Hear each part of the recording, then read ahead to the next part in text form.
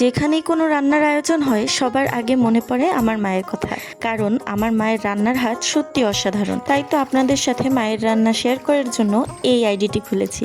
আজ আমার ফুফাতো ভাইয়ের বিয়ের কথাবার্তা চলছিল। তাদের বাড়িঘর দেখতে লোকজন এসেছে। প্রায় 20 থেকে 30 জনের জন্য খাবার আয়োজন করা হয়েছে। সেখানে কয়েক ধরনের রান্নারই আয়োজন করা হয়েছে, আর সব রান্নাগুলো আম্মুই করেছে। তাই আপনাদের সাথে একটা একটা শেয়ার করব। তো প্রথমবার এই মুরগির মাংসটা রান্না করেছিল, তাই এটা এডিট করেছি। এরপর বাকিগুলো আপনাদের সাথে শেয়ার করব। আসলে আমার আম্মুর যে খুব একটা রান্নার চ্যানেল স্টার্ট করার শখ ছিল তেমনটা না, এটা আমি জোরপূর্বকই আম্মুকে দিয়ে স্টার্ট করিয়েছি। তবে আম্মু চেষ্টা করছে এটাতে সফলতা আনার। আম্মু সব সময় বলে কোনো ধরনের মাংস জাতীয় খাবার রান্না করলে মশলাটা ভালোভাবে কষিয়ে নিতে হবে, কারণ আমিও মাঝে মাঝে কিছু কিছু মানুষের রান্নায় কাঁচা মশলার ঘ্রাণ পাই, যেটা তখন তো বলি না, কিন্তু আমি একদমই খেতে পারি না। আসলে মশলার একটা ঘ্রাণ থাকে যেটা ভালোভাবে কষানোর পর অন্যরকম হয়ে যায় এবং কাঁচা অবস্থায় অন্যরকম থাকে। তাই ভালোভাবে না কষানো হলে সেই ঘ্রাণটা আসে তরকারি থেকে, তাহলে একদমই ভালো লাগে না। তাই আমার আম্মু সব সময় মশলাকে অনেক সুন্দর করে কষিয়ে নিতে পছন্দ করেন এবং